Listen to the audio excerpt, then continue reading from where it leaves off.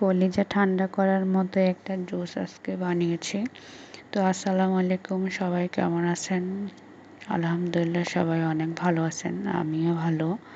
তো আমাদের আজকে অনেক দিন পরে ফ্রিজের যে পুরানো জিনিসগুলা মানে আছে না, ডিপের নিচে অনেক আগের পুরানো জিনিস টিনিস থেকে যায়, অনেক সময় হঠাৎ করে বের করলে দেখা যায়। তো এরকম একটা ঘটনা আজকে আমাদের একটা ম্যাঙ্গো পাওয়া গেছে, একটা না কয়েকটা ম্যাঙ্গো পাওয়া গেছিলো। তো যাওয়ার পরে এটা মনে হয় গত 1-2 বছর আগেরই হবে। আমার বোনে রাখছিল, ও একটু অভ্যাস, যখন মানে ম্যাঙ্গো সিজন থাকে তখন ও অনেকগুলো এনে রেখে দেয়, দেন পরের মানে বছরে যখন সিজন থাকে না তখন খায় আর কি। তো ওরকম আজকে বের করছিল, বের করার পরে দেখতেছি কয়েকটা ম্যাঙ্গো। তো আমি ভাবলাম যে না, আজকে একটু ম্যাঙ্গো জুসই বানাই, দেখি কেমন হয়। তো আমি আজকে প্রথমবারের মতো আমি ম্যাঙ্গো জুস বানানোর জন্য চেষ্টা করলাম। তো আমি এখানে ম্যাঙ্গো জুস বানানোর জন্য একটা কলাও নিলাম, তারপরে সুগার দিলাম, এরপরে মিল্ক দিছি 2 গ্লাসই।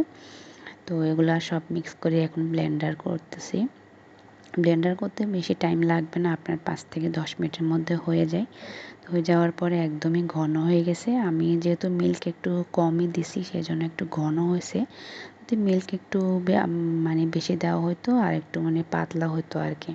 তো এটা একটু ঘন হয়ে গেছে। আর আমি দিই নাই, আইসটা দিই নাই, আইসটা মানে খাওয়ার টাইমে দিব, সেই জন্য এখন দিই নাই। তো আমি এটা করার পরে মানে 3 গ্লাসে হয়েছে বরাবরই, আমাদের জন্য এটাই যথেষ্ট, আর বেশি প্রয়োজন নাই। আর এমনিতে বেশি বানাতে গেলে অনেক সময় কী হয়, মানে খাওয়া যায় না, নষ্ট হয়ে যায়, ফেলে দিতে হয়। তো বরাবরই বানাইলে বা কম করে বানাইলেও এটা খাওয়া যায়। তো যেহেতু বরাবরই হয়ে গেছে তাহলে আর মানে হবে না আর কি।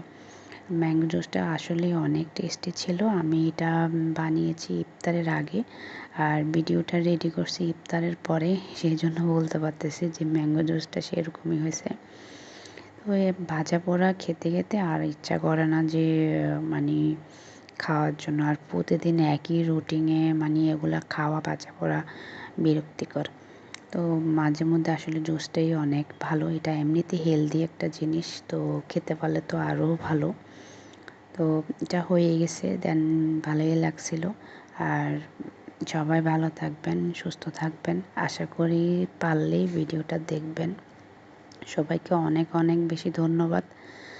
ভালো থাকবেন সবাই, সুস্থ থাকবেন, নিজেকে ভালো রাখবেন এবং অন্যকেও ভালো রাখার চেষ্টা করবেন। ধন্যবাদ সবাইকে। আল্লাহ হাফেজ। আসসালামু আলাইকুম।